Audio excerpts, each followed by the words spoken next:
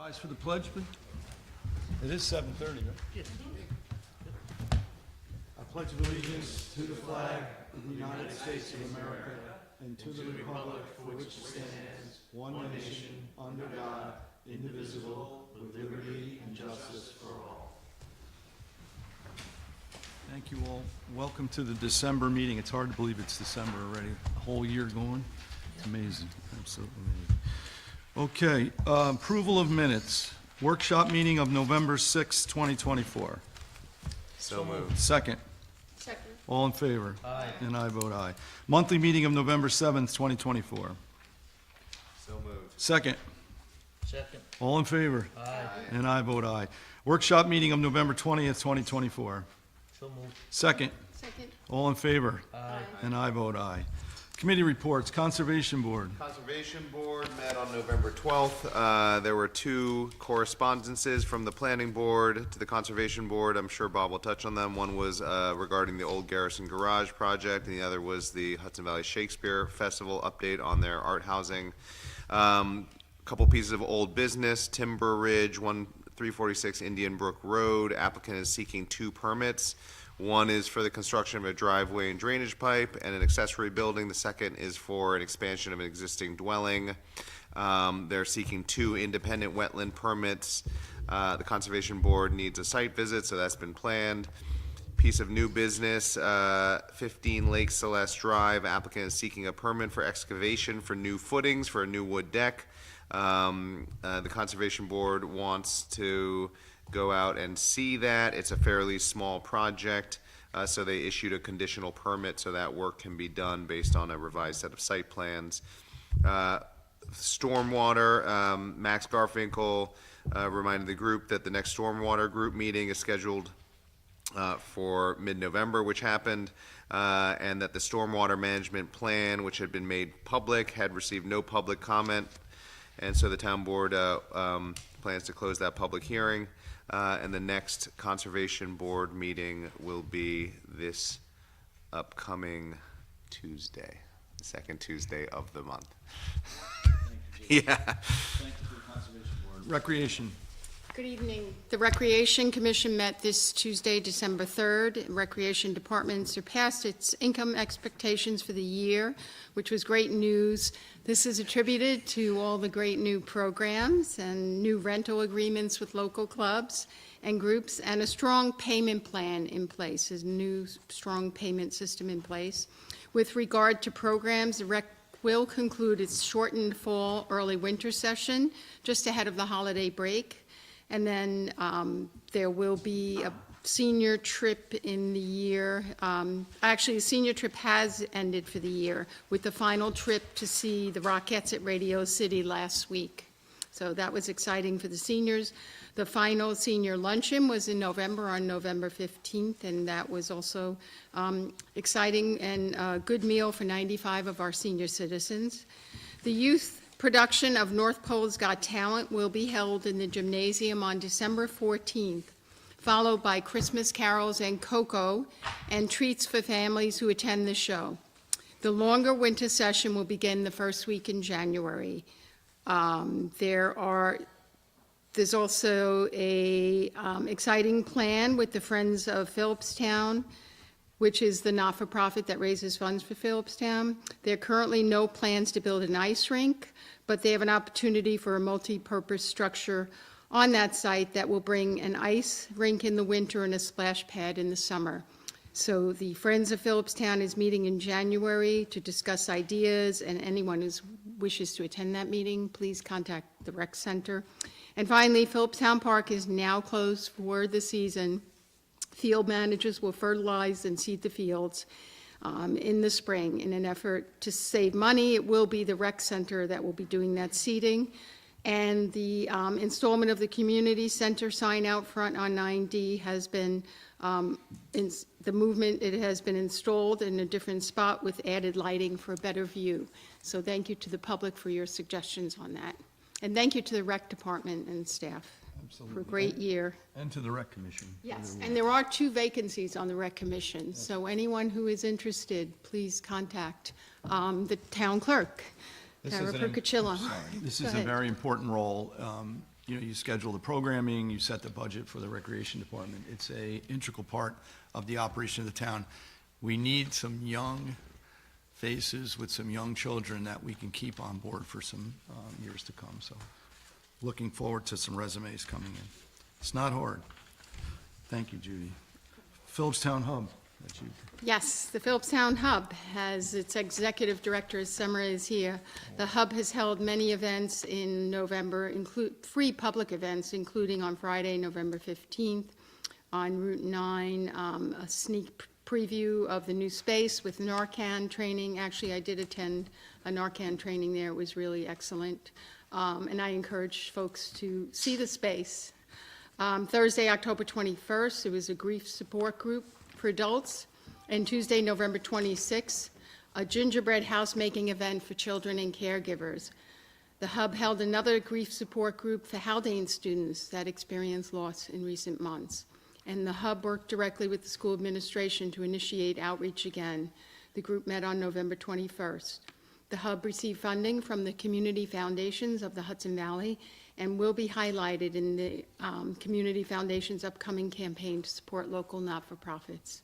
The Hub will be receiving a grant in support of free programs from the Henderson Foundation. And the next meeting of the Board of Directors will take place on Wednesday, December 11th. There will be several Hub events in December, including that was yesterday, December 4th, but there is a support group for parents of emerging adults on Monday, December 9th, from 7 to 8, and a support group for women with ADHD. Regarding care coordination for fiscal year 24-25, the Hub had in November, care coordinators made 386 contacts, and for the current fiscal year, 1,856 contacts.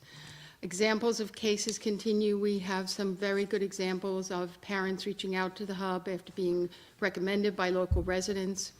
And one parent reached a roadblock when searching for a provider in our area, and they mentioned it to the care coordinators, and they were able to locate options. Another parent walked into the Hub storefront in Cold Spring in the Village for assistance, and they were looking for low-cost therapy options, which the Hub coordinators were helping them to get, which is why we're so happy to have the Hub in our community, because it's a great resource for families, children, and seniors. They do a lot of work with seniors as well, and all residents. So thank you to the Hub. Yeah, more later. Yes, more on the Hub later. Okay, thank you, Judy. Thank you to the Hub. Planning Board. Planning Board, I attended the Planning Board meeting on November 21st. Couple correspondence, a 6-month extension for Kolinsky on Crest Road was granted. Return of escrow for Stepping Stone Childcare and Development on Lady Blue Level Road was also approved. Return of escrow for Scanga-Lot 4 on Blue Devil Lane as well. This is also on part of our agenda this evening as well. No public hearings. For the old business, we Hudson Highland Reserve. They're in front of the Planning Board for a special use permit. Okay, sorry about that, it's over here. Special use permit basically for the steep slopes. The steep slopes is for their spine road that's coming off of Route 9 to go through the very end, as we approved this change a few months ago ourselves, the town board. So the Planning Board approved that. They asked for one other request, and that was for tree cutting. The Planning Board did not approve the tree cutting. Typically, they got in a little bit of hot water once before. We're approving some tree cutting before they ever got their permits, and they're not going to ever do that again. So unfortunately, probably the tree cutting is going to be coming in the next few months to get approval for that. Next on the agenda was the Garrison Golf Course Shakespeare Festival. This is in phase 2 now. This is the artist housing. There was a site visit on 11/17. Everyone was very pleased with the outcome of that site visit. The Arting Houses is very nice design, and the location of it is everyone's very pleased with that. So they were really pleased with that, and there's going to be there'll be a public hearing on December 19th regarding that as well. Oh, also one other thing, there'll be quiet hours from 10 p.m. to 8 p.m. And the Planning Board is looking for a construction schedule for them as well. Crescency Plaza, LLC, 3626 Route 9 in Cold Spring. That's up there on Route 9. They've been through the Planning Board about a year or so. One of the last open items for this application was the traffic report. We hired our independent consultant to review the results. They spoke at length that night at the Planning Board, and it was really a lot of still still a lot of open questions. So they determined that they were the town consultant and their consultant were going to meet independently and report back next month with the results of that outcome. KB Properties, 201 Old Albany Post Road in Garrison, they had a site visit on 11/17. Unfortunately, the applicant did not show, so there was nothing more further to move that further. Next planning board meeting is December 19th at 7:30. Meeting was adjourned at 9:05. Thank you, Bobby. Zoning, Megan is not here this evening, she's ill, so we'll get a super plan or a report from her in January. Highway, Highway, submitted by Adam Hotelli, Superintendent of Highways. First off, we'd like to wish everyone a very merry holiday season. We are moving into the winter season. Please remember safety first and slow down on the roads, please. November brought a continued dry weather. Crews were working on drainage issues, grading, and leaf blowing. We will continue to repair potholes on both blacktop and dirt roads, weather permitting. The first snowfall of the year was just before Thanksgiving. It was mild, but most of the roads, except for East Mountain Road North, and we had to go out earlier in the morning, and it requires some overtime. The 2025 material bids of the Highway Department were opened on November 15th and will be awarded as soon as the bids are examined, which we later on on our agenda, we are approving those bids as well. We had around roughly 15 phone calls for the month and roughly spent $12,500 on vehicle maintenance. End of report. thank you, Bobby, thank you to the Highway Department. Building and land, I have nothing. You have any? We're making some good progress down on our new well. They're I would say about 75% done with the trenching and putting the new the water lines in. So I was down there today, they're making some good progress. I don't think we're gonna get any water in the next probably month or two, probably the time we get everything done, but making very good progress. The guys that we hired are doing a real nice job. I tell you, you never know they were there, to be quite honest, so they're doing a real nice job. So that's the only thing that I have. Thank you, Bo. And Cemetery Committee is also Megan, who's not here this evening. So we'll get right into the agenda. First on the agenda is a resolution honoring the Philipstown Behavioral Health Hub on its 5th anniversary. Judy's going to present. Summer.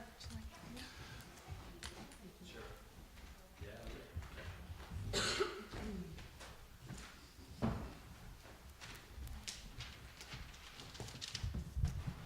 you. Semra is the Executive Director of the Philipstown Hub, and on behalf of the Town of Philipstown Board, I'm delighted to present you with this resolution, and I'm going to read it. A resolution honoring the Philipstown Behavioral Health Hub on its 5th anniversary. Whereas the Philipstown Behavioral Health Hub was founded 5 years ago as it sought to expand the town of Philipstown's efforts to address the significant substance abuse and mental health challenges facing our community. Whereas the hub has significantly expanded its services to the community and has strengthened its board and staff team with the generous support of donors and volunteers. Whereas the hub's staff team, including the care coordinators, make hundreds of referrals a month and thousands of contacts annually, provide in-person support groups and community trainings, and work collaboratively with agencies throughout Putnam County. Now, therefore, the town board of the town of Philipstown is proud and pleased to acknowledge all the Philipstown Behavioral Health Hub's accomplishments on the 5th anniversary in 2024 of the hub's operations. The town of Philipstown is grateful to the hub staff, board, and donors for their commitments to the families, children, and all in Philipstown who are served through their generosity. Thank you on behalf of the board. I'm so great. Thank you so much. Thank you. Now. Thank you so much. Thank you. We're really grateful for all of your support. Thank you. I just want to say thank you. We're really deeply grateful for all of the donors who have given, but for our EMS, our partners in law enforcement, every the government support that we've received, and just the wonderful partnerships that we've been able to create. Thank you for that. On Route 9, we're excited to be expanding. We look forward to just bringing more programming and opening our doors to people in the community. So thank you all. Thank you.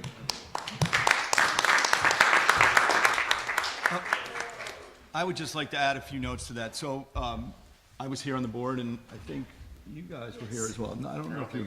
So this was an idea that developed by Nancy Montgomery, our legislator. She was our councilwoman at that point, councilperson. There was a need identified in the community for assistance. There was not a lot of programming from the county on this side of the county, so Nancy came up with this idea, and it developed, and thanks to the funding. And I can remember when we first set up the office next door, we had Danielle Pack McCarthy sharing an office with Bob Emmerich, which didn't go off real well at the beginning.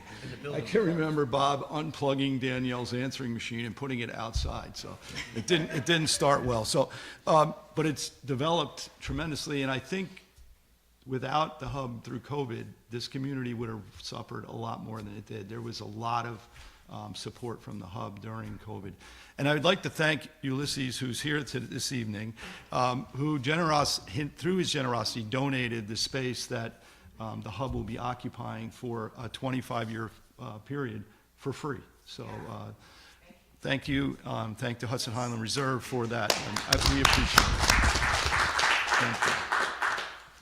Okay, next up.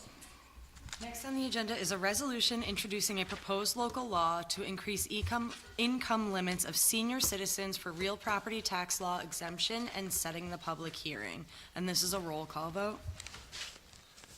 Jason, would you like to? Sure. I mean, I'll say a few things. I mean, I'm proud that the board is doing this. We all support it. We all agreed to do it last year, and we're getting it done this year. And I just think that it means increasing these income limits for seniors means that the residents in Philipstown that most need some sort of relief from the rising cost of living because they're living on fixed incomes will get that relief. And so this resolution changes our tax exemption by income limit. So currently our tax exemption of 50% in assessed valuation applied to seniors with incomes of $29,000 or less. This law follows the county and other municipalities and moves that to $50,000 or less. So it means that a lot more Philipstown residents are going to get some relief in helping them in the cost of living. I think it's a great thing. Tara, do you want to go ahead and read it, or would you like me to read it? No, I can read it. Sure. So this is a resolution introducing a proposed local law to increase income limits of senior citizens for real property tax exemptions. Whereas the Town Board of the Town of Philipstown has a proposed local law before it entitled, "A Local Law to Amend Chapter 156, Article 2 of the Town Code of the Town of Philipstown entitled Senior Citizens Tax Exemption to increase income limits of senior citizens for real property tax exemptions in conformity with the New York State Real Property Tax Law, Chapter 467, and whereas, in order to consider enacting the proposed local law, it must be formally introduced, and a public hearing must be scheduled and held upon it. Now, therefore, be it resolved as follows, that the movement of this resolution does hereby introduce the above proposed local law, and that a public hearing on the proposed local law be set for February 6, 2025 at 7:30 p.m., and that due notice of the same is directed to be given by publication and posting. Okay, can I get a motion, please? So moved. Second. Second. Councilwoman Farrell. I vote aye. Councilman Angel. Aye. Councilman Flaherty. Councilwoman Cotter is not here, and I vote aye, so it passes unanimously. Thank you. I'm sorry. Yes. In time, yeah. Next up, Next on the agenda is a resolution introducing a proposed local law to increase income limits of disabled persons for real property tax law exemptions and setting the public hearing. so again, this is a similar catching up of our town tax code to match the county and the state. Similar purpose as the other. We can go ahead and read this. Go ahead.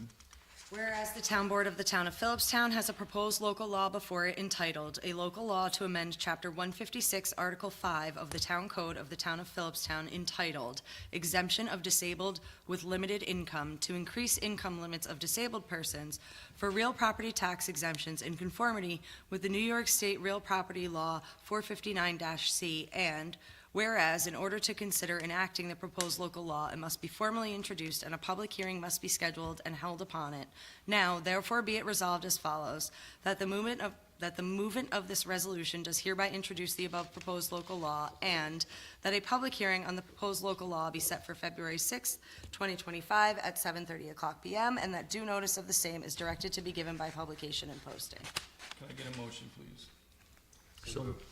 Second. Councilwoman Farrell. I vote aye. Councilman Angel. Aye.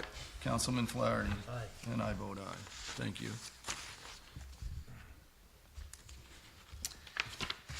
Next on the agenda is a resolution accepting dedication of a conservation easement from Horton Road LLC, and this is a roll call vote. Okay, Steve, I don't think we are prepared to. No, I made a mistake in regard to this. I was under the impression that because the town board is accepting the conservation easement, that it is the town board who approves the conservation easement.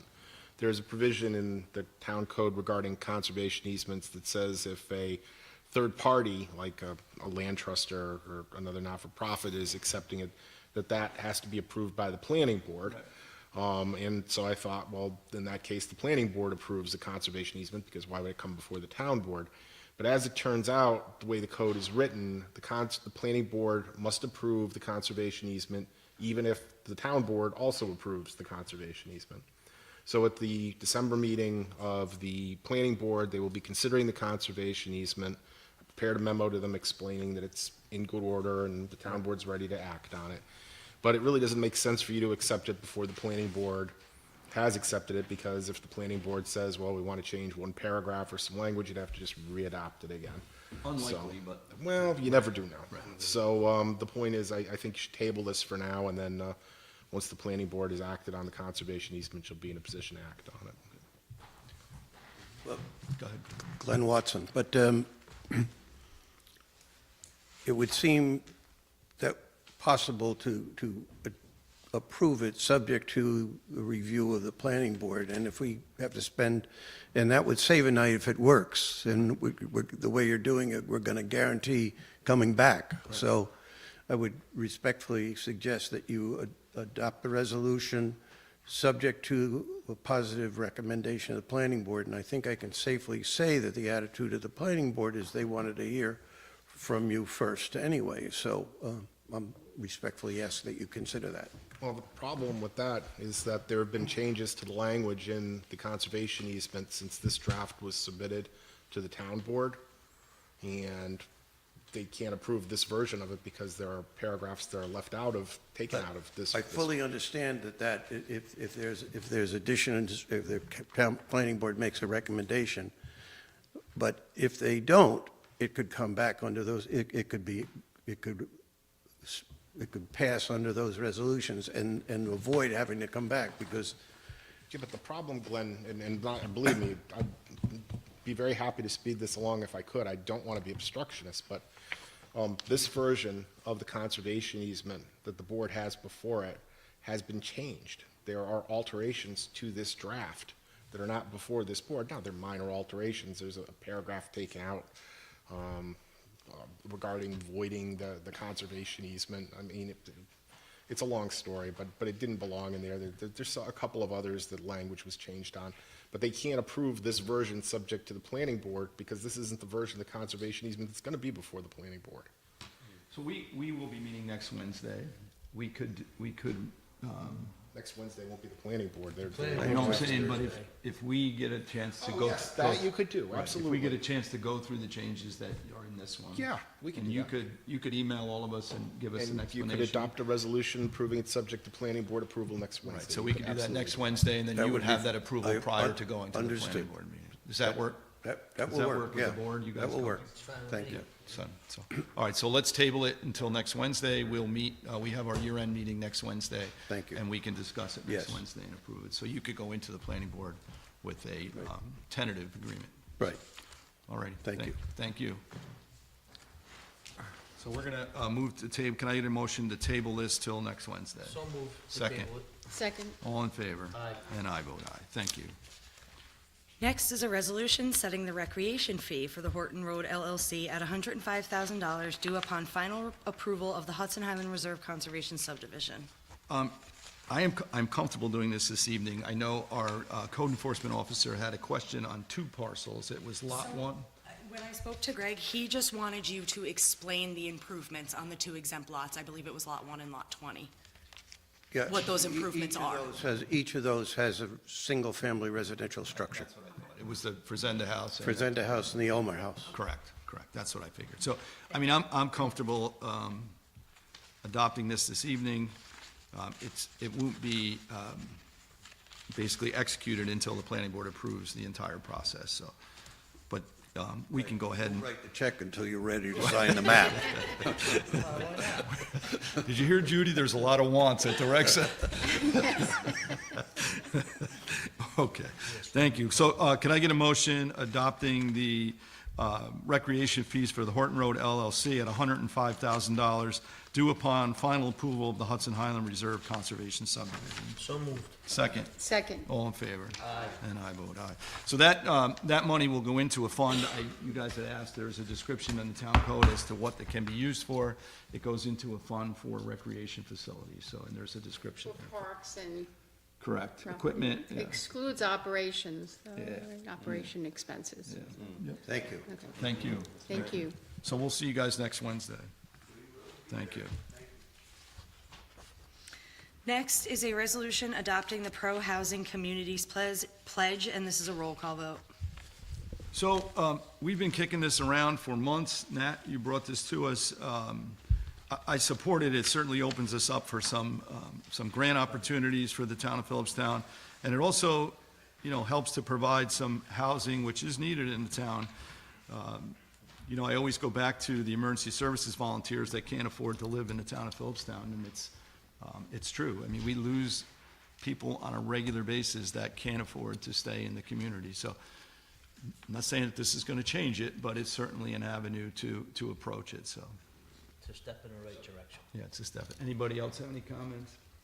I mean, I would just say it's a pledge, which is a good thing, but like you're saying, it's the beginning of a conversation, so I'll be interested to hear where that conversation goes in terms of what can actually lead to more affordable housing in Philipstown, whether it's, I mean, I know other communities have looked at zoning changes to allow multifamily residential, or the conservation subdivision, like somehow blending In that. 2010, the rezoning of the town did promote a lot of that style development. So I don't think we're going to do a lot of changing to our current zoning. I think we kind of conform in the bulk, but you probably have researched the Reading.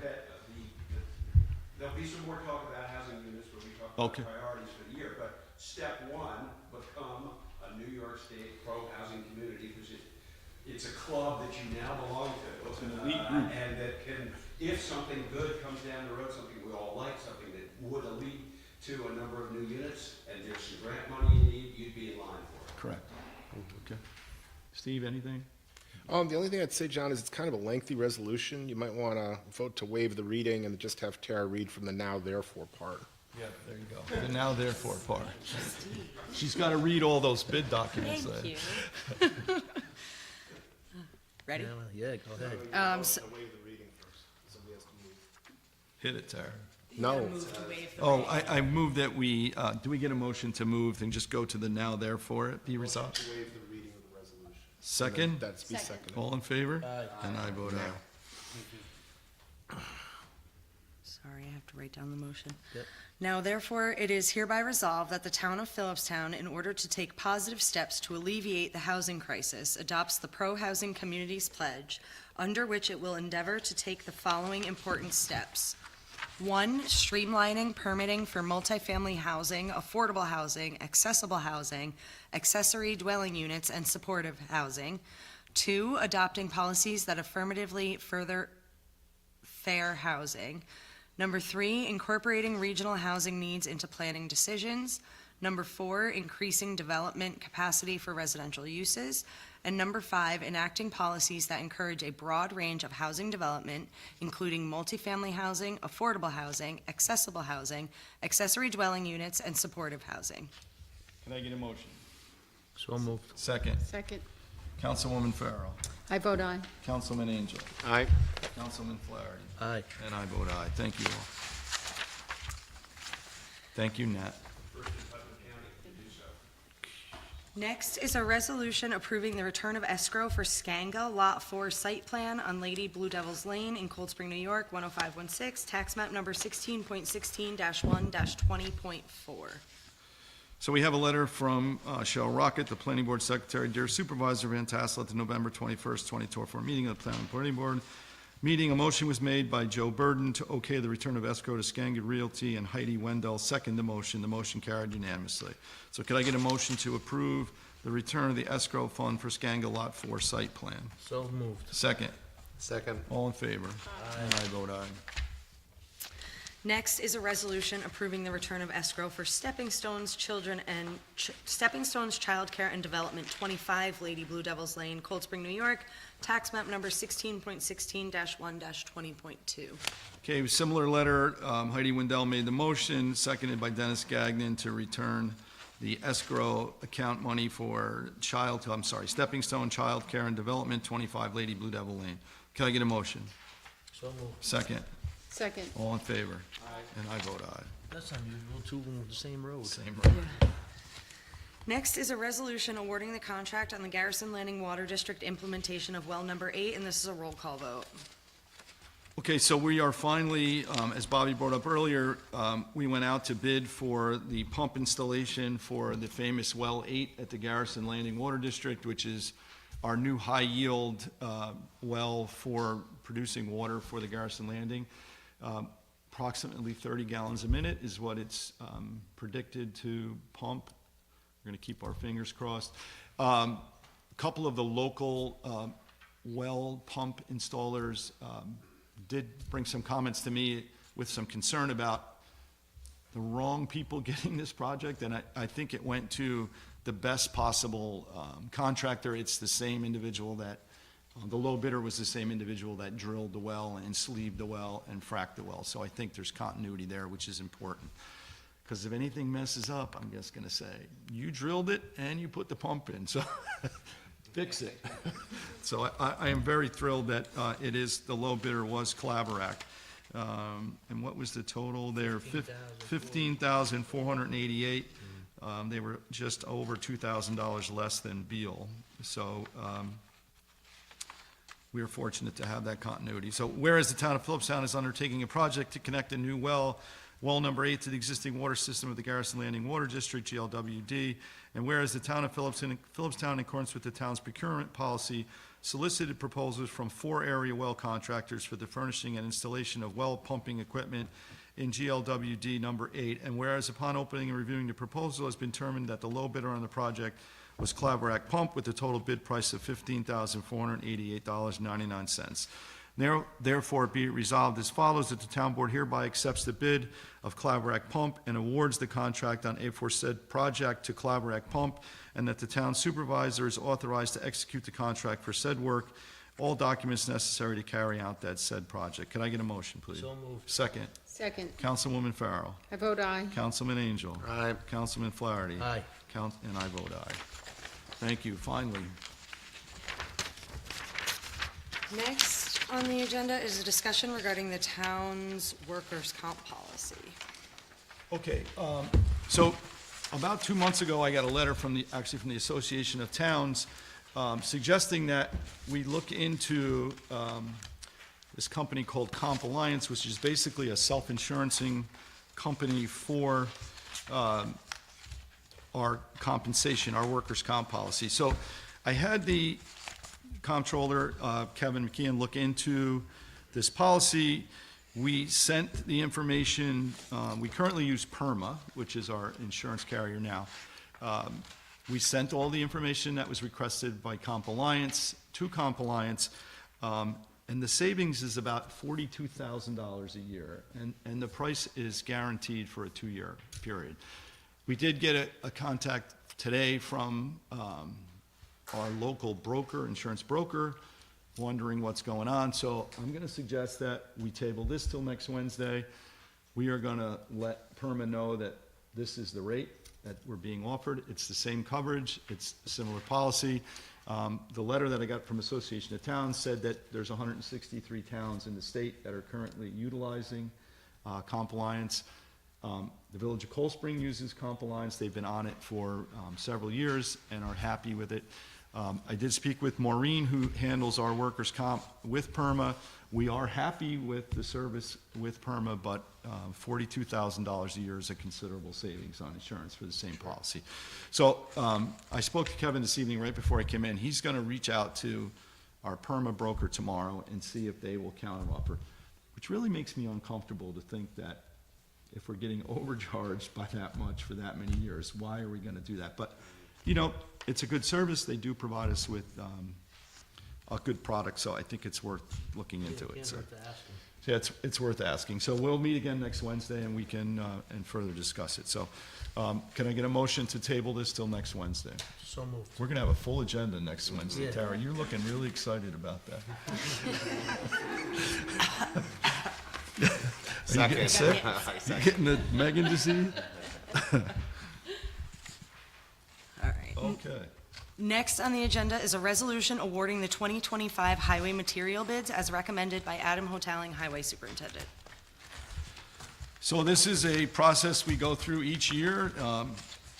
Basically, every product that the town of Philipstown Highway Department uses goes out to bid. We are mandated to accept the lowest responsible bidder. I'm not going to read through all of these bids by any means. It was reviewed by Adam Hoteling and the clerk Maureen at Highway. So could I get a motion to accept the 2025 highway material bids as recommended by Adam Hoteling, Highway Superintendent? So moved. Second. Second. All in favor? Aye. And I vote aye. Next is Nat Prentice to present a list of action item priorities for 2025 on behalf of the Comprehensive Plan Committee. Come right up, I'm just gonna, thank you for the opportunity. Megan is so disappointed that she's missing this presentation. Well, she can go on YouTube. There you go. Missed their back and forth. That's good.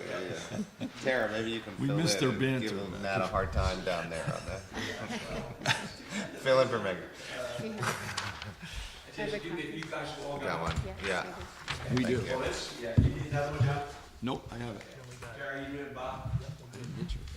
Okay, well, gosh, thank you for the opportunity, and just for the record, I just want to make sure everybody knows what we're trying to do here. The town of Philipstown, and I'm going to call on Ted in a minute to tell us just how much of a leader we are in this respect, but we are one of few towns that I think has something called a Comprehensive Plan Committee, a committee that not only had a hand in writing the comprehensive plan, but also takes the responsibility to come before you as often as you'll allow. Sometimes you're pretty liberal about letting me come. Just to get back, you've been participating in this since 2009, correct? Because I can remember when I started in 2009, you were already Yeah, well, that was the first episode. the That was 2020 plan. At that yeah, that goes back to 2001.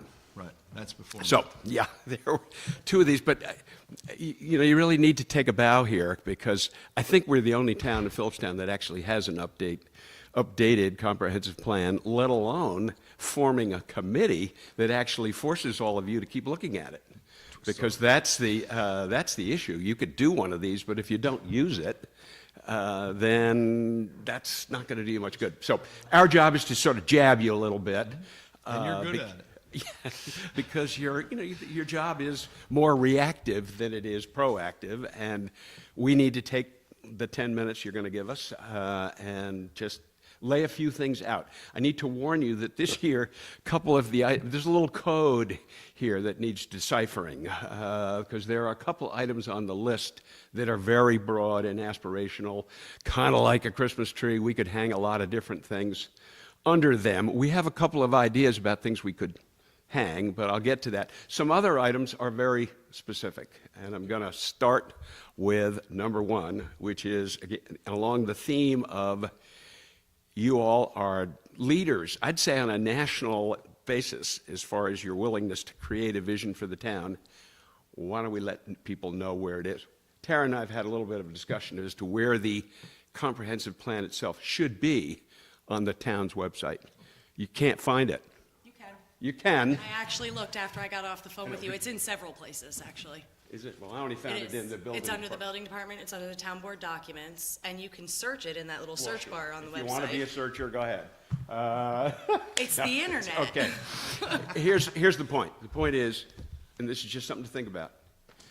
If I've never been to the town of Philipstown and I'm a developer and I want to think about things that I could do and would be favorably reviewed, I'd love to know I'd love to see it on the homepage.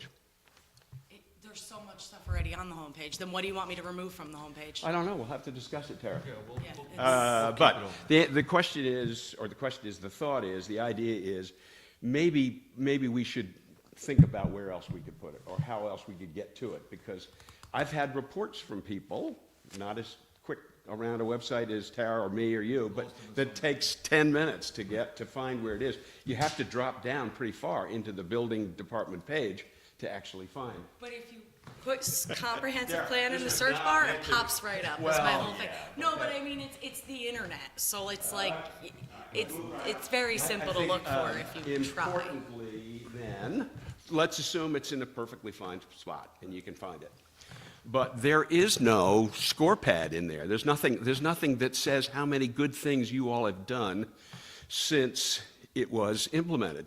I mean, you've, on the committee. You'd like to keep like an interactive or a Well, or just to progressive- have a way, and Larry knows how to do that. You know, the idea is, okay, we found, 2 years ago, we put a list out of 10 items, and we did 9 of them. There's housing, there's more work we can do on housing, but we did 9 of them, yet I don't know that anybody really knows that you all have been so proactive, and it strikes me as we could. use a little publicity. Yeah, and good publicity, because you listened, you Plenty of looked, bad. you kept going back to the plan, you said, so I'm just trying to figure out where we could record your success. And again, we don't have much real estate on the website. It may be some other way we do it, maybe a monthly, I don't know, but we're Not gonna. my expertise, You but mean like a graphic with a checklist? Billboard, like Route a 9 bill- billboard, yeah. illuminated. just illuminated, yeah. I think billboard would Well, be great. well, let's move on. But I think the idea is, you all have done a great job. Let's continue to think about ways we can make sure that people know about it. Okay. And if that's non-website, because the website's full, and there are lots of other, and there may be the other places we can do it, you know, maybe the committee needs to have a regular report to. Well, we could do a news blast. I mean, if the committee would like, if your committee would like to do a e-blast, we can certainly, push that out. Well, didn't you had a chart, Yeah. right, with 12 or 15 things that were like, prioritized, right? Yeah, Couldn't you yeah. just use that chart and update it and say, Sure. this is worked on, this is completed? Absolutely. I this mean, we is can work do in it any progress? way you want. The point is, you all have taken it upon yourselves to act on the priority, the action items that are in the comprehensive plan, which is good. people does our e-blast go to, Tara? Right now, 312. Oh, well, That's there good. we go. Someone just asked to be removed. So, Yeah. wasn't me. You get instant updates, like, in Okay. real time. Point made. We'll find some ways to call attention to the progress that you are. It should be out there that Yeah. this work has been completed. I think so. I think so. that's Let's a- move to number 2, which is quick, because you've already taken the important step, which is to get yourself into the pro-housing community club. What can happen from here? I just think we need to be sort of thinking, if some kind of a property comes up, we need to be able to, and we may even want to go to the point where we have pre-designed some kinds of housing units that we might be favorably inclined towards. I mean, we can do some things. Dana, one day, our state assemblywoman, will come back to us and require us to have a housing action plan. So the door's open. I think you all are thinking about ways to be proactive about housing. There'll be some things coming along. It's still on the list. Okay? Thank you.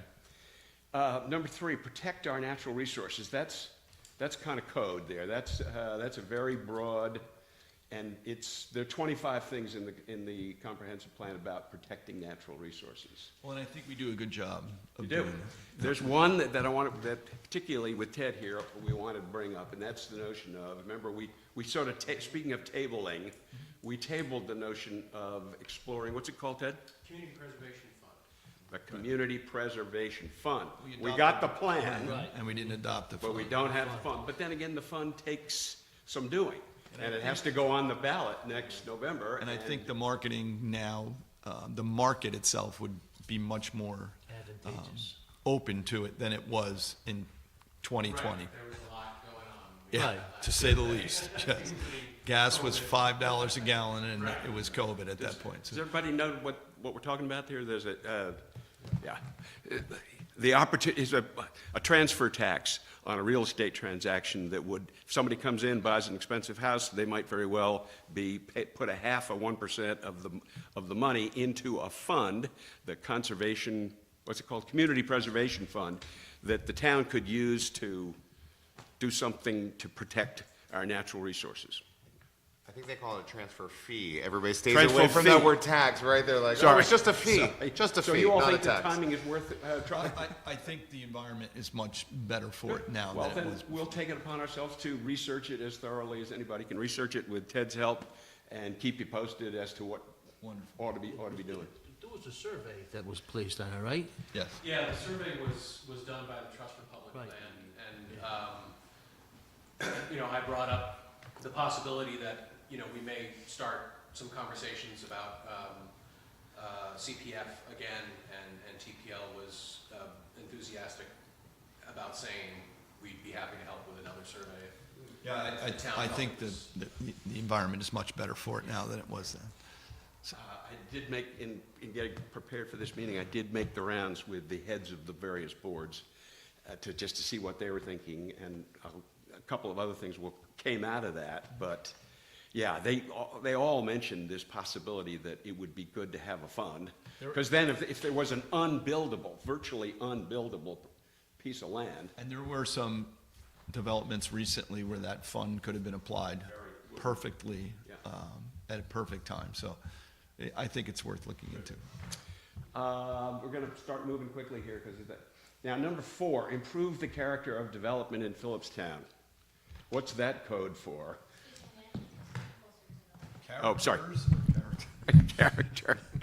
Well, we have heard you say on many occasions, we've heard the planning board say on many occasions that Route 9 is full or is pretty full, and yet we don't have, because Steve always makes sure that we don't think that we have the power to stop people. They own property, but the notion that we had was to continue to work on kind of lists of things that we really like and leaving off things that we really don't like. I don't know whether you can do that, Steve. Can you have, we dislike this and we like that? I don't know what you're talking about now. Okay. I'm just thinking that in the comprehensive plan, in the vision of the in the vision part, it from time to time says we don't like big box retail. Or I think we use more languages like encourage. But we could perhaps work on a list of things that we really would like to encourage people to bring to our attention. Talk about rezoning Route 9. No, I'm just talking about kinds of things that we would do as much as we can to to provide for this particular, it's probably not a Dunkin' Donut, but it could be a use that you all would like to see. I mean, I can't think, how else can we control what goes on at Route 9? I think it's pretty tough. Yeah? Is it just zoning? Is that really it? I mean, Yeah. Is that really the only, well, I mean, that's the only, is zoning That's the only really way the you only? control land use Yeah. as far as that goes. Well, I'm just trying to be reactive. Well, I think, maybe this is an idea. So if I own a piece of property and it's encouraged, like, someone says encouraged, we'd like to see this encouraged, it would be apprehensive to the person who owns that property. Hey, this is something that the town wants. Maybe this is what I like to do as opposed to doing this. Yeah. Yeah, I it's think, just- I it's think just that's what better we're trying to guidance do. I I think mean, our planning board does a pretty good job of vetting these projects. Well, then maybe it's, we've done everything we can, although Neil, every time you get him, planning board Neil, I mean, he's very happy to tell me, Nat, you gotta tell them to shut down Route 9, and of course, we can't do that. We can't. I mean, that's just not something we can do. I understand there's traffic but there's property owners have rights as well. I mean, and It's a tough situation. we have no regulation of commuter traffic, obviously. How much we contribute to the traffic on Route 9 with development, I mean, there's a traffic study done for every commercial parcel. Of course, it's fine. Right. So- Always comes out fine. Right. I mean, In it's any done, case, it's done by. the idea was to have so it doesn't look like we've got too much to work on just there. Here's another open-ended one, and then we'll finish strong. Seek a fair and balanced tax strategy. That's number 5. That's a goal in the, it's not, it's a strategy in the comprehensive plan. And it talks about all kinds of things. So if you want to, I mean, the code here is, anybody want to do you want our group to do some more research on revaluation strategies? Sure. I mean, I knew that was going to be the question. And we proposed this last year. We put money in the budget last year. We started banking money away. We put some additional funds in this year. I mean, we could look towards it. I mean, it's still. Yeah, but it's just a matter of looking towards it. I mean, it's, and there's a lot of mythology going around. But, and again, the biggest problem with the taxation in the town is the differences in the schools. So, and not that we have anything to do with it, but. Well, that's in the comprehensive plan, is get a group of citizens together to hash out, talk about the school tax Right. differences. Right. And maybe we'll find a group that wants to do that, but again, that's not you. No, that is not us. But there is this, we could find out more for you on the revals. Sure. I remember, Joe, we had a discussion just about having some experts in that were on the diversity of the spectrum of that conversation, to just have a workshop on it, just to learn more from different perspectives. That's what we had in mind, don't you think, Larry? We weren't trying to ram anything down, we were just saying we should know more about this, as much as we can. It's a huge undertaking. There's a lot of issues with doing it and without doing it. So we have to tread carefully. Okay. So number 6 is, I think, again, it's probably a money question, but I did hear from particularly the Conservation Board that Andy, who I spoke to, that maybe there was a tool that we didn't have that we should have. Jason, did you hear that from them? A GIS tool, a version of GIS, a updated, a super version, I think the only thing I've heard, I mean, just in sitting in those meetings, they've talked about needing to update the GIS. Like, so, the town. Program that Greg uses? Yeah, exactly. Max is just saying, as part of the storm management plan, you have to pay an extra cost to get access to, the GIS system that gives you more levels of maps and allows you to post things that we're gonna need.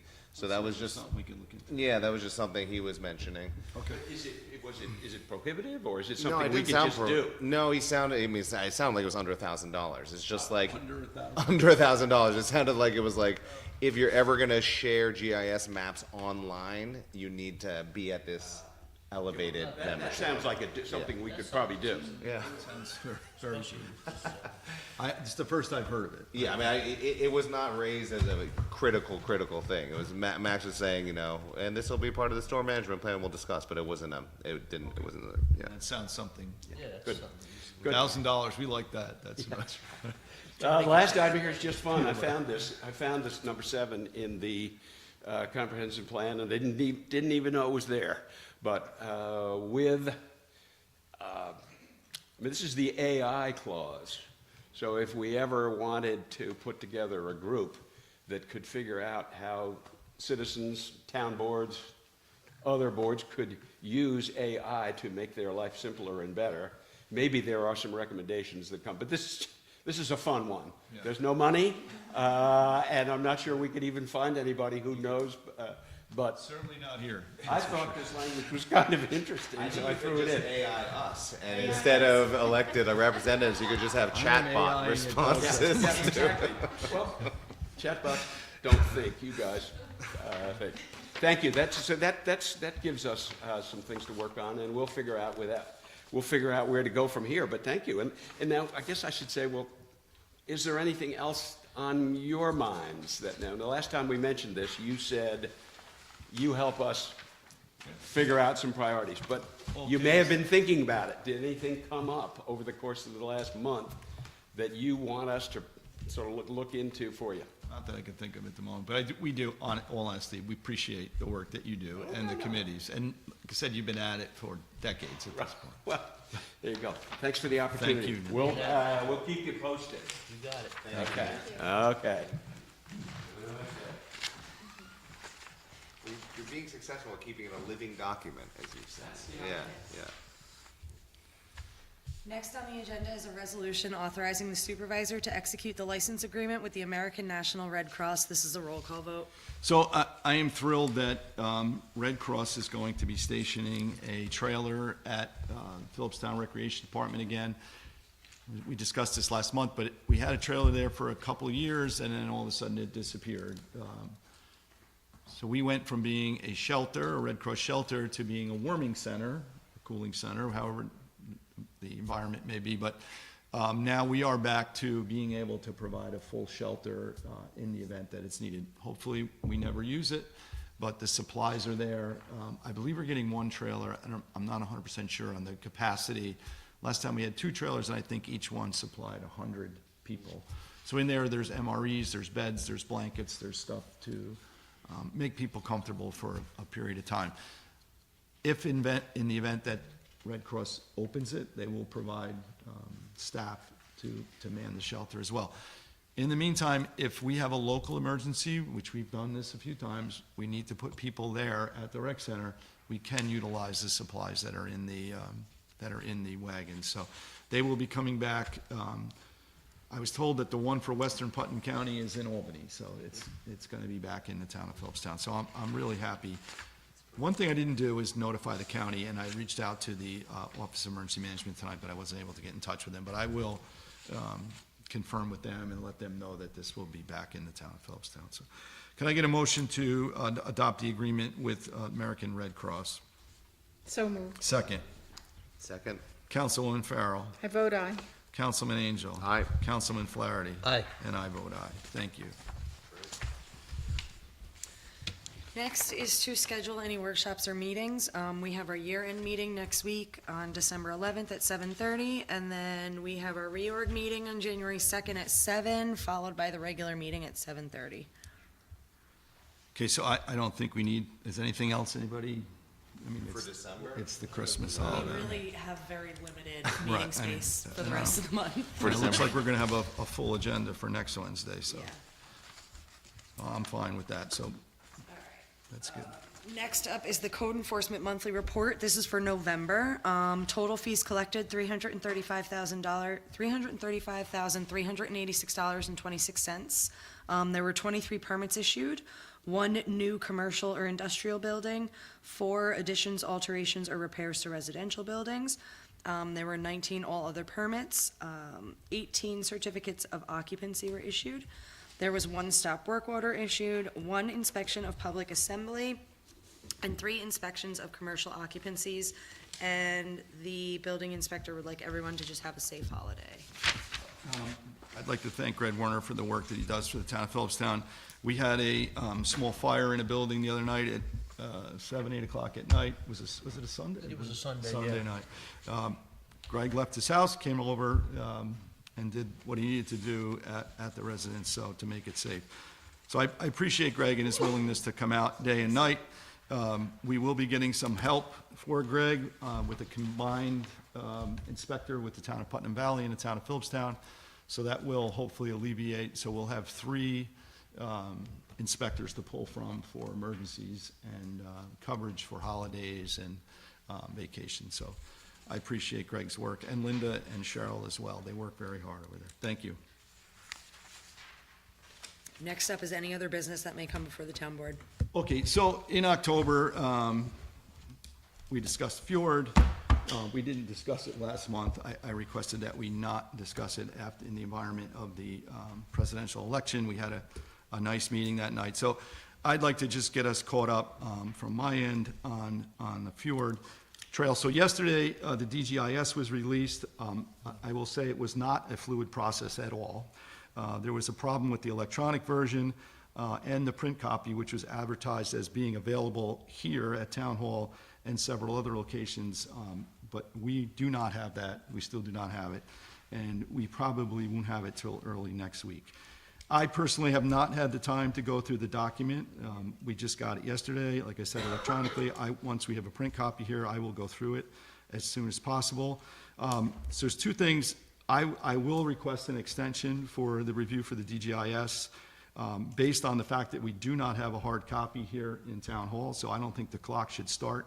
Whether they agree with that or not, I'm not sure, but I don't think the clock should start until we do have a hard copy here in Town Hall. And frankly, I don't like the timing of it coming out a week before, or 2 weeks before Christmas. I think we are all part-time here, and I think we need more time to review such a lengthy process. So I will be requesting that through HHFT. I will also be a signatory on a letter to Putnam County Executive Kevin Byrne requesting that the County Bureau of Emergency Services and the Office of Emergency Management do a deep, detailed review of the emergency action plan for the trail, and it's projected nearly doubling the population of the town. I don't feel it's fair that the local emergency services be tasked with this work or subsequent liability of this part of the DGIS. I spoke to Steve today. I will be seeking attorney assistance in reviewing the plan, and if necessary, I would like to hire a professional consultant to do an evaluation for the part of the trail specific to the town of Philipstown. Wouldn't the state park? I'm sorry. Wouldn't the state park pay for some of that, for the increase?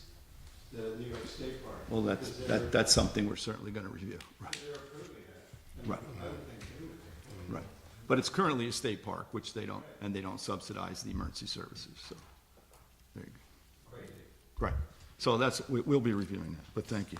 And then also, I reported in October that I was invited to the elected officials update at Hubbard Lodge. We were invited by New York State Parks Commissioner Pro Tem Randy Simons, and it was titled HHFT Elected Officials Updates. So the invite list, I will read it off, is Congressman Mike Lawler, State Senator Rob Rollison, Assembly Member Dana Levenberg, Putnam County Executive Kevin Byrne, Putnam County Legislator Nancy Montgomery, Mayor Kathleen Foley, Mayor Lee Curiaco, Mayor Chris Winward, Supervisor Ozzie Albra, and myself. And then the staff from State Parks was Randy Simmons, the interim director, Tom Allworth, the executive deputy director, Linda Cooper from Taconic Region Director, Ron Roush, Deputy Commissioner and Environmental Steward, and Megan Fitzgerald from, she's the Deputy Commissioner of Intergovernmental Affairs. So the purpose of the meeting, as they highlighted, was a high-level review of the Breakneck Bridge construction project and share details about the pending DGIS release.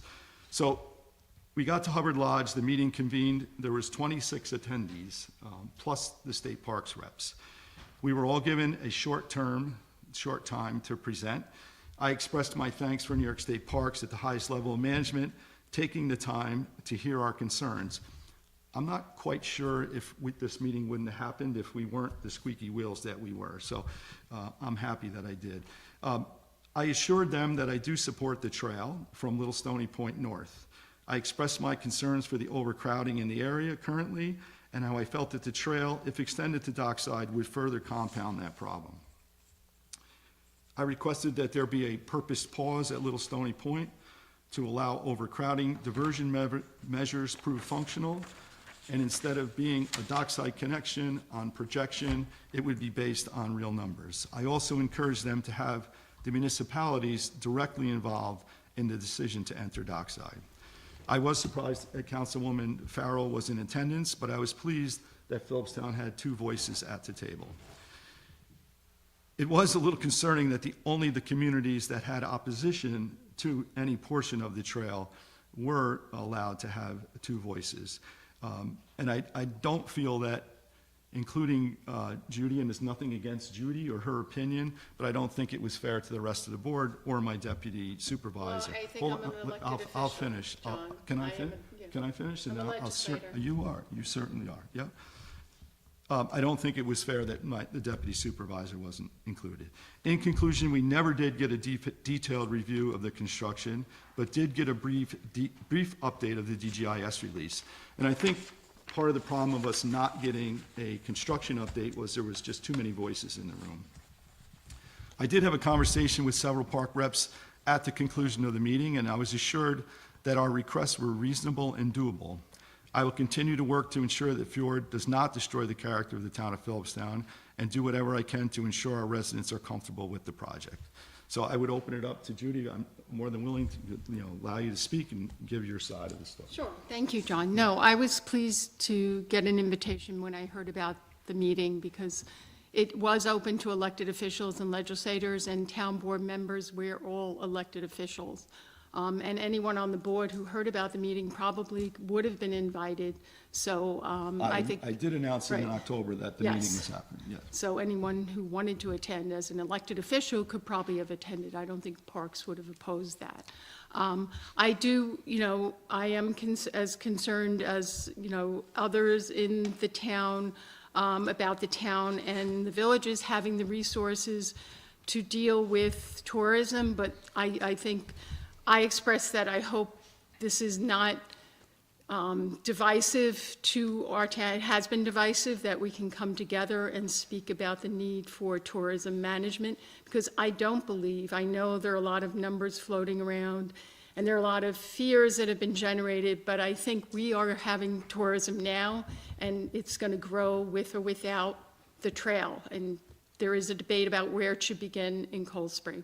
But as I expressed at that meeting, since I moved here almost 23 years ago, I have heard about the Fjord Trail, and like many people, have been waiting for it, and waiting for a connection between our towns, and I've walked all along the Hudson River from southern Westchester up here, and I don't want us to be the only community or town along the Hudson River that says, no, we can't connect, or we can't do this. So how we do it, we have to come together and do it in a unified way. And I appreciate, your work on this as town supervisor and trying to have a voice. And I think I thought that was a productive meeting at Hubbard Lodge. I think they heard a lot of voices, and not just one side, they heard both sides. And there are more than one side, and everyone, and no one's 100% right. So we all need to come together in a civil manner. I think we're a community that has done a lot together and accomplished a lot, and that's what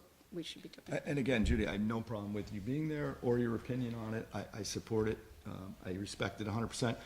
If the problem was, if the rest of the board went, we would have had a open meetings law issue, because there would have been a quorum there. So that is a part of it. So, and again, it was productive, I agree.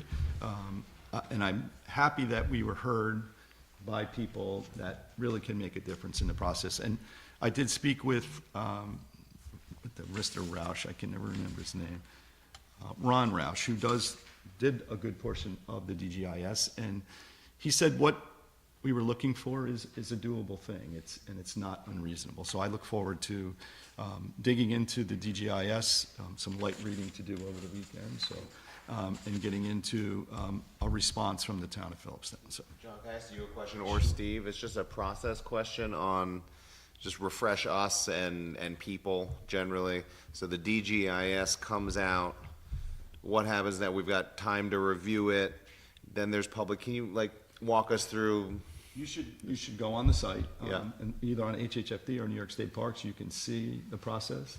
It's completely laid out. There will be 2 virtual public hearings. I forget the date. Steve, do you remember the date? I think it was January 14th. January 14th. There's like a 60-day comment period now, and then the public hearing. I thought there was there's 2? There's 2 in 2 one day. sessions on the one day. two There's an sessions on the afternoon On the one session day. and an Okay, so it's evening one public session. hearing, 2 sessions. But it's in January, and the 60 days is February 4th. which I would like to see if we can seek to extend that. And so, Steve, it's fair to say that we've been having these meetings, there's been so many community discussions about it, we don't have real authority over this trail, but these series of public hearings are the chance for the public to go on record, and those comments should be taken into account in the process in terms of those who actually have authority over the fjord trail. Well, yeah, that's true, Jason, but this is SEQA review. This isn't, we're in favor of the fjord trail, or we don't like the fjord trail, or, this is environmental impacts of the fjord trail, which environmental is a little bit of a misnomer. It extends to things like impacts on community services. We talked about the first responders and things like that, and community character. And what happens is the DGE draft generic environmental impact statement, DGEIS, gets put out, and there's this comment period, which includes public hearing. And every comment that's made must be considered and addressed in the final generic environmental impact statement. That may include things like preparing further studies or proposing modifications to the plans in order to address adverse impacts that have been identified. But that's the significance of your opportunity to comment. It's on these impacts of the plan, not I like it or I don't like it, but I'm concerned about light, noise, sound, number of people, obviously, things like that. And if you can say, I don't think this particular provision of the DGEIS adequately addresses whatever the particular concern is, that is the type of thing that moves the needle in terms of getting response to that in your final draft, your final generic environmental impact statement. It'll ultimately culminate in what's called a finding statement, in which the lead agency lays out why all of the identified potential adverse environmental impacts either have or have not been adequately addressed, and what the applicant, in this case, the state, I guess, is doing to. That's another issue that's. The applicant is identified as HHFT, not New York State, so we're gonna dig into that, but.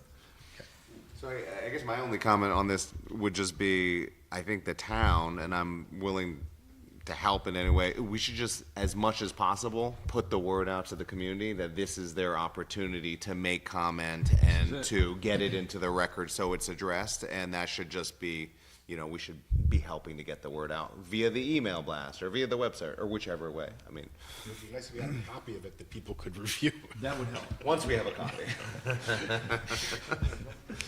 We do not. Yeah, so. Anything else from the board? Just like to wish everybody a nice holiday season, everybody. One other thing I'd like to bring up, last year, Anthony Phillips, one member of Philipstown, ran the Toys for Tots programs for like 25 years here in the town of Philipstown. He passed away, and myself and the local Knights of Columbus, we picked it up. So I just want everyone to know out there is six locations here in Philipstown that people can drop off toys, and we'll be distributing those toys on December 20th at 10 o'clock in the morning at the firehouse. So, I mean, just like food insecurity is the people who can't afford to have toys and stuff for their children. So this kind of goes hand in hand with that. So I just want everybody to be aware of that, and that on December 20th, the firehouse in Cold Spring, to stop by and pick out quite a few toys. Last year, we had so many toys, I had to bring them to the other side of the county. So hopefully we have the same thing this year. I just want everybody to be aware of that. Thank you, Bobby, and thank you for you and the Knights of Columbus. Do you put the suit on? No. I did that enough when I was at the firehouse. John, I've Yeah. got two quick I'm things. sorry. Is that all right? So one is just an announcement that the town of Philipstown was one of 14 municipalities that are part of the Hudson Valley Regional Council's landfill biofilters project. So this group of 14 municipalities just won a grant through the federal government's climate pollution reduction grant. And so the project is to help all of these towns measure the emissions from the current landfill and then implement biofilters to capture those emissions. But mostly what kind of drew all of us into it was it'll also provide $50,000 for further feasibility studies of installing solar on the landfill, which is something we've all been exploring. So that is great news. And Martha Upton, the Climate Smart Community Coordinator, and I will get on a call to learn more about that next week. And then the second was just to report back to the board. The Putnam County Office for Senior Resources had requested, as we all know, a increase in the town's contribution to the outreach worker at the Friendship Center. The town requested that we reach out to them to try to get some more report back on some evidence that the outreach worker that the town is jointly paying for is having an impact. And so I know all of us we've tried to get this sort of report and data from the county for a while.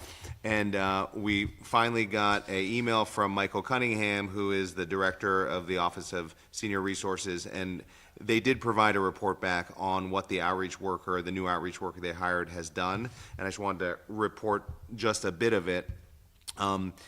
Indicative of this outreach work, so the outreach worker that's stationed at the Cold Spring Friendship Center, are two key statistical data points that are included in our regular reporting to the New York State Office for the Aging. So it's good to know that they do regular reporting and that we can get this data hopefully more regularly.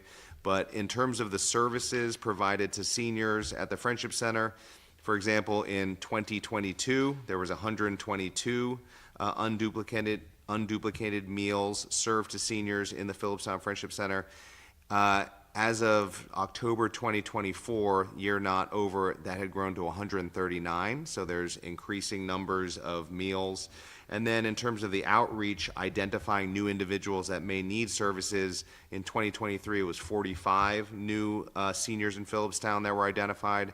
And as of this year, is 61. So anyway, it's just a thanks to Michael Cunningham, who's retiring, for providing this data, and it's good to know at least that, some of that. Yeah, where the money's going, and some of it's helping. Thank you. So, yeah. Thank you for requesting. Oh, yeah. One other thing was. Go ahead. Oh, go ahead. Jason jogged my memory. We have an RFP out now for the solar for the roof of the highway department. I know of 2 solar companies that are interested. I don't know, did anyone else stop by, Terry? We got a request. No, but Jason, you sent it to 2 others, Yeah. right? There's another Jason said he sent it to third 2 company others. that's All right, so interested, that's the least I know. We have an email request. My office got an email request. I don't know. All right, so we'll get it to you. There was one that Okay, emailed good. my All right, office. All right, so or that whatever. would give at least 4 or 5 Yeah. companies, so just want to, it's in the process. I wanted to, I'm sorry. No, it's okay. I was just going to say the Petroleum Storage Committee and Conservation Subdivision Update Committee has met twice and will meet again in the new year. And the members, I want to thank the committee members for working on researching some updates. It's a talented group. It is a good group. Yeah, it'll work out, I'm sure. Just to update on the Kent BLS ambulance.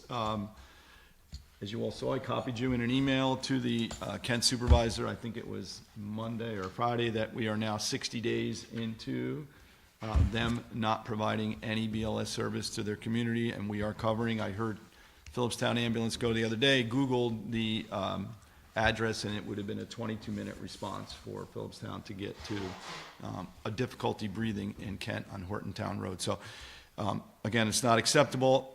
I have yet to get a response from the supervisor or the attorney, who was very anxious to respond to me the first time I questioned. But I did get an unofficial word of mouth that they will have a 12-hour unit in service on Sunday with intermittent lapses of service, but the county 3571, which is the county BLS ambulance, will be covering the days 7 a.m. to 7 p.m. and then this BLS unit based in Kent, subsidized by Kent, will be providing the night shift as of now. Hopefully by January 1, they'll be up and running with 24/7, but again, nothing officially from the town of Kent in response to the email that I sent. So that's where we are. Okay. Anything else? Go ahead, Tara, you're up. Anything from the audience? Anything from you? Good? No? Can you come up to the You mic? gotta come up there.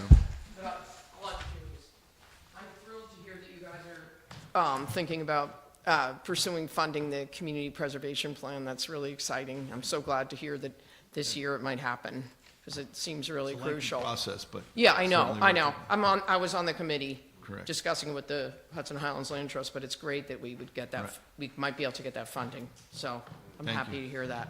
Thank you. Thank- Right now, we still have one vacancy on the Board of Assessment Review. And I think we have an applicant, We do. yeah. So we'll look into that. We'll speak with Okay. the applicant and go from there. We have one vacancy on the Conservation Board, and we have 2 on the Rec Commission.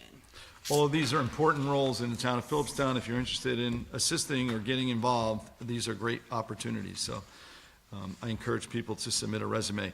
It's interesting, we have an opening on the planning board and we get 9 applicants, Yeah. which is probably the hardest one to stay, Spent the most time on. without a doubt. So, yeah, we interviewed 9, I think, the last time, 7 which were attorneys.